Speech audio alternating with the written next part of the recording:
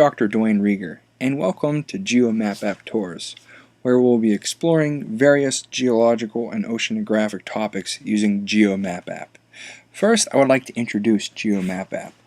It is online free software, and you can either download to your local computer, or you can run directly off of the internet, and it allows you to explore data on maps. The data has been submitted to GeoMapApp by scientists. GeoMapApp is hosted by the Marine Geoscience Data System at Lamont Doherty Earth Observatory of Columbia University. Give them credit. So, in our first tour, we're going to focus on a type of tectonic plate boundary known as divergent plate boundaries, where two plates move away from one another. So let's switch over to GeoMapApp. So here we see a map of the planet. And this is known as a geophysical map. And first I'd like to introduce a geophysical map so we know what we're looking at. So you can see that land is colored with greens, browns, and a little bit of white here and there. And those colors indicate elevation. So dark greens represent low elevation. The lighter greens are higher elevation, brown even higher, and white is the highest elevation. So coastal areas are typically green, and then mountains are brown to white. And then the blues, that's the depth of the seafloor, the bathymetric depth of the seafloor. And so we have shallow water, which is light, it's white, and then we have red, yellow, light blue, to dark blue to the deepest water. So we have the shallow coastal waters and the deep open ocean waters. So that's the geophysical map. That's the base map that GeoMap app loads once you start it. So since we're talking about divergent plate boundaries, I'm going to briefly introduce plate tectonics to begin with. So if we zoom out, we know that Earth's outermost mechanical layer, the lithosphere, is broken into pieces known as tectonic plates. And we can map these plates on the planet because we know that along their boundaries they interact with one another. And these interactions take the form of earthquakes and volcanoes. So if I go ahead and plot the locations of earthquakes and volcanoes, they fall in these linear features that represent the plate boundaries. You'll notice that not all earthquakes, not all volcanoes occur in plate boundaries like these ones over here, but the majority of them do. Okay, so we can map out these different tectonic plate boundaries by mapping the locations of earthquakes and volcanoes. So as I said earlier, we're going to focus on divergent plate boundaries in this GeoMapApp tour. So let's begin that by focusing in on the divergent plate boundary that runs through the middle of the Atlantic Ocean basin. This divergent plate boundary is known as the Mid-Atlantic Ridge, which is a type of mid-ocean ridge. And a mid-ocean ridge is a divergent plate boundary on the sea floor. So if I remove the earthquakes and volcanoes quickly, we can see the ridge running through along the floor of the Atlantic basin. Now, why is it a ridge, this divergent plate boundary? Well, it's because new oceanic lithosphere is formed at these divergent plate boundaries, at these ridges. And it's formed by warm rock in Earth's mantle rising up from the bottom of the mantle towards the surface. And as it rises, it doesn't decrease significantly in temperature, but it does decrease in pressure as it comes closer and closer to the surface. And that depressurization of the rock causes it to begin to partially melt near the surface, and that molten rock formed by that partial melting then is more buoyant than the solid rock around it, and it rises to the surface, and it comes near or to the surface at these divergent plate boundaries where the plates are moving away from one another, and the cooling of that molten rock forms new oceanic lithosphere. Now, because this rock just formed, it's very warm. And because it's very warm, it has a lower density than the rock around it. And that lower density causes it to float higher in the asthenosphere, the layer beneath the lithosphere. And because it floats higher in the lithosphere, it rises above the deep ocean plains, the abyssal plains, forming the ridge. So that's why the ridge rises above the deep sea floor. Now, if we plot the earthquakes and volcanoes, I mentioned that there's volcanism. There's molten rock erupting to the surface and near the surface at these ocean ridges. The GeoMapApp doesn't plot volcanoes that do not reach the surface of the ocean or are on land. So that's why we don't see many gray triangles along this ridge. But we do see a lot of earthquakes. You'll notice that these earthquakes are all colored blue. Well, the color of the earthquake, that corresponds to the depth of the earthquake. So here we can see very shallow earthquakes. So this is in kilometers. This is depth. So this is at the surface, 0. Very shallow earthquakes are colored blue. And as they get progressively deeper, they go turquoise, green, yellow, orange, and pink, and white. Okay, so we have all very shallow earthquakes along the ridge. And the reason why they're shallow is because the lithosphere, the outer layer of the earth in which earthquakes occur, is very thin at divergent plate boundaries. And it's very thin because it's just being formed there. So new oceanic lithosphere is formed there, and it's pulled away.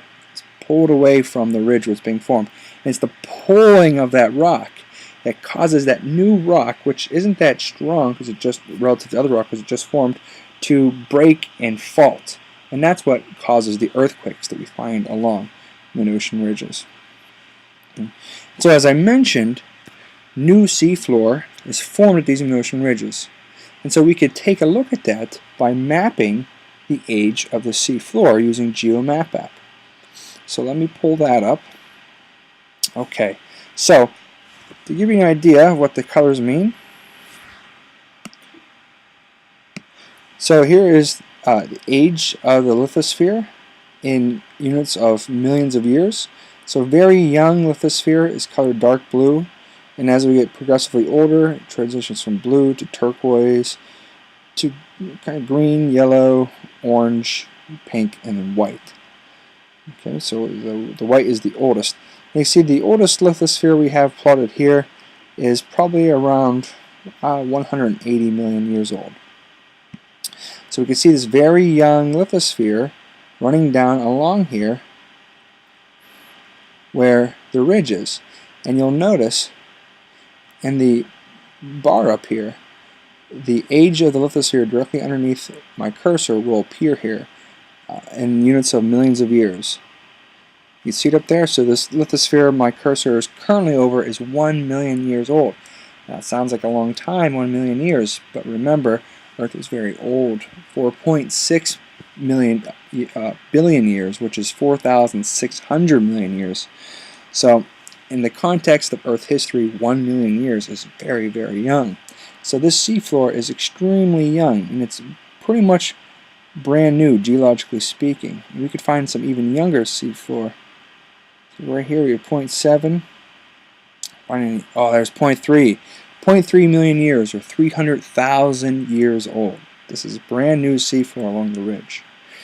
And you can see as we move away from the ridge, the age of the lithosphere increases with distance away from the ridge. And that's because the new lithosphere is formed at the ridge, and then it moves away, it spreads away from the ridge.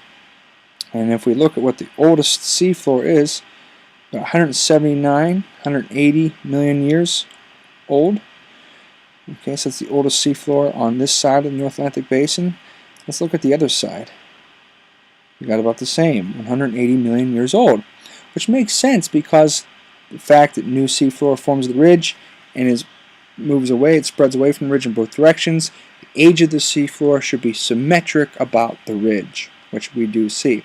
And the fact that the oldest seafloor in the North Atlantic Ocean Basin is about 180 million years ago, that suggests that North America rifted from Africa about 180 million years ago as Pangaea was breaking up and the North Atlantic Basin began to form. So this basin here is about 180 million years old. And we can look at the age of the seafloor and how it varies with distance from the ridge in a different way. We can plot a profile of the age of the lithosphere along a line using GeoMapApp. So,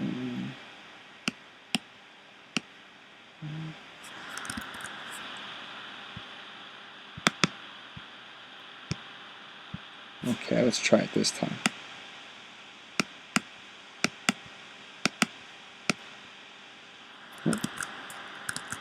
Having some technical difficulties.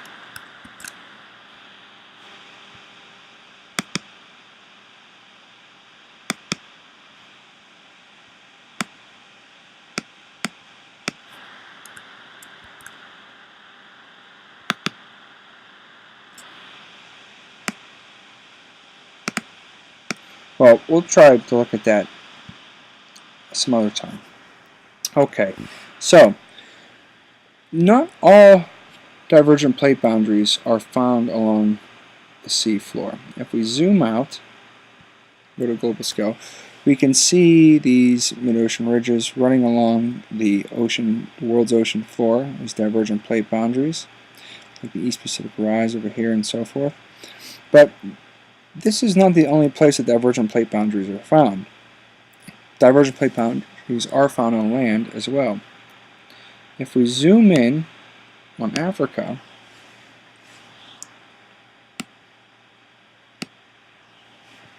and we plot earthquakes and volcanoes, we can see all these volcanoes and earthquakes in East Africa. Now these earthquakes are very shallow, and we also have volcanism, and these correspond to a divergent plate boundary on land. This divergent plate boundary is causing this part of the African continental lithosphere to move this way, and this part to move that way, apart from one another. And that's causing the continent to literally tear apart in a process known as continental rifting. And the sign of that is occurring is the formation of a rift valley. So there's a rift valley that runs down through eastern Africa, known as the East African Rift Valley. It has rivers running through it, and has lakes such as Lake Victoria and so forth. And in this rift valley and around it we have volcanoes such as Mount Kilimanjaro. And so we have all the signs of a continental rift valley. And as the divergence continues and the rifting further develops, this rift valley will eventually flood. Water from the sea will flood in, and it'll form a long linear sea, the beginning of a new ocean basin. And we can see this process that's occurring here at a more developed stage if we look just to the north, the Red Sea and the Gulf of Aden. So the Arabian Plate used to be part of the African Plate, and still until a divergent plate boundary developed along here, and the rifting eventually caused a rift valley that flooded, forming a long linear sea that is the Red Sea and the Gulf of Aden. So we still have some volcanism in here and earthquakes, but we have a divergent plate boundary where now, because the lithosphere is thin enough, new oceanic lithosphere is now being formed along these divergent plate boundaries. So that concludes our tour, our GeoMapApp tour regarding divergent plate boundaries, and I hope that you will join us again next time when we look at transform plate boundaries.